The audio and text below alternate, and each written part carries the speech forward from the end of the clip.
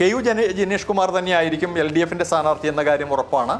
വളരെ ശക്തനായ ഒരു സ്ഥാനാർത്ഥി വന്നാൽ ജിനേഷ് കുമാർ ഇത്തവണയും ജയിക്കുമെന്ന കാര്യം നമുക്ക് ഉറപ്പിച്ചു പറയാൻ കഴിയാത്ത സാഹചര്യമുണ്ട്. പക്ഷേ ജിനേഷ് കുമാറിന് വലിയ സാധ്യതകളുണ്ട് എന്നത് തന്നെയാണ് നമുക്ക് പറയാൻ കഴിയുക. 2016 ഏതാണ്ട് 20,000-ൽ പരം വോട്ടുകളുടെ 20,700 മറ്റു വോട്ടുകളുടെ ഭൂരിപക്ഷത്തിനാണ് അവിടെ അടൂർ പ്രകാശ് ജയിച്ചിരുന്നത്. അദ്ദേഹം പിന്നീട് ലോക്സഭയിലേക്ക് പോകാൻ വേണ്ടി രാജിവെച്ച് നടത്തിയ ഉപതെരഞ്ഞെടുപ്പിലാണ് ജിനേഷ് കുമാർ ആദ്യമായിട്ട് ജയിക്കുന്നത്. ഏതാണ്ട് 10,000-നടുത്ത് വോട്ടുകൾക്ക് അട്ടിമറി വിജയം നേടാൻ ജിനേഷ് കുമാറിന് കഴിഞ്ഞു. കാരണം കഴിഞ്ഞ ആ കാലങ്ങൾ മുഴുവനായി അടൂർ പ്രകാശ് സ്വന്തം പോറ്റി വളർത്തിയൊരു മണ്ഡലമാണത്. അവിടെയാണ് അടിപറഞ്ഞു പോകുന്ന ഒരവസ്ഥയിലേക്ക് കോൺഗ്രസ് മാറിയത്.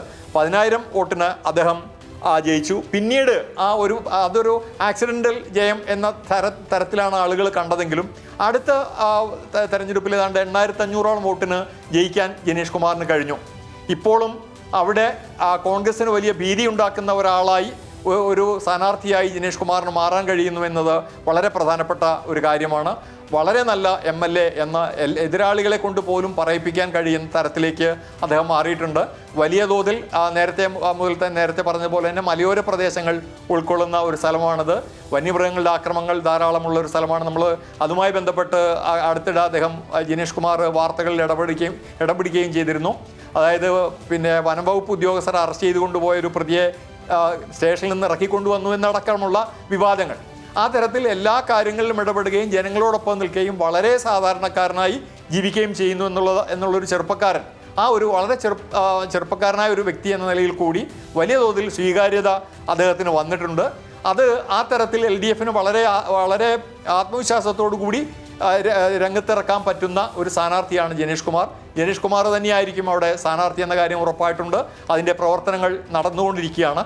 അതേപോലെ തന്നെ നേരത്തെ ശ്രീലാൽ പറഞ്ഞതുപോലെ ഈ മണ്ഡലത്തിലും BJP വളരെ ശക്തമായ സാന്നിധ്യമുള്ളൊരു സ്ഥലമാണ്. കഴിഞ്ഞ ഉപതെരഞ്ഞെടുപ്പിലും അതിനുശേഷം നടന്ന 2021 ഇലക്ഷനിലും അന്നത്തെ BJPയുടെ സംസ്ഥാന പ്രസിഡന്റായിരുന്ന K. സുരേന്ദ്രൻ മത്സരിച്ച മണ്ഡലമാണിത്.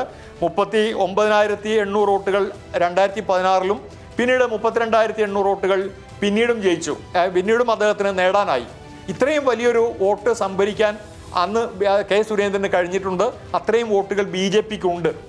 അപ്പോൾ ആ വോട്ടുകൾ ഇത്തവണ ആരായിരിക്കും BJP സ്ഥാനാർത്ഥി എന്നത് വളരെ പ്രധാനമാണ്. വളരെ ശക്തനായ സ്ഥാനാർത്ഥി അല്ല എങ്കിൽ ഇതിൽ നിന്ന് കൊഴിഞ്ഞു പോകുന്ന വോട്ടുകൾ ആർക്ക് ലഭിക്കുമെന്നതൊക്കെ അവിടെ വളരെ പ്രധാനപ്പെട്ട കാര്യമായിരിക്കും. നേരത്തെ പറഞ്ഞതുപോലെ തന്നെ UDFൻ്റെ സ്ഥാനാർത്ഥി ആര് എന്നത് അനുസരിച്ചായിരിക്കും ഈ മണ്ഡലത്തിലും വരിക. വളരെ ടൈറ്റായിട്ടുള്ളൊരു ഫൈറ്റ് തന്നെയായിരിക്കും ഈ മണ്ഡലത്തിൽ ഉണ്ടാവുക എന്ന കാര്യം ഉറപ്പാണ്.